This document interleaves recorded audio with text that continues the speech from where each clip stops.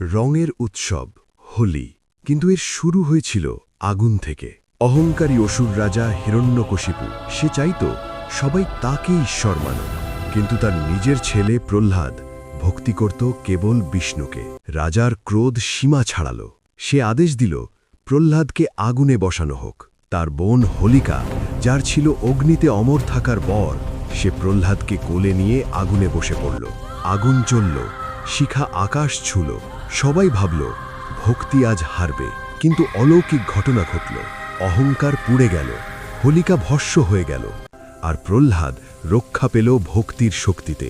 সেই রাত হোলিকা দহন, অহংকারের পরাজয়, বিশ্বাসের জয়। পরদিন মানুষ রং খেলল, কারণ সত্যিকারের হোলি শুধু রং নয়, এটা মনে করিয়ে দেয় অহংকার যত বড়ই হোক, বিশ্বাস আর সৎ হৃদয় শেষ পর্যন্ত জয়ী হয়। এই কারণেই হোলি শুধু উৎসব নয়, এটা আলো আর ভালোবাসার বিজয়। এমন আরও প্রাচীন জ্ঞান, আত্ম উন্নয়ন ও দর্শনের গল্প পেতে দর্শন কথা চ্যানেলটি সাবস্ক্রাইব করুন।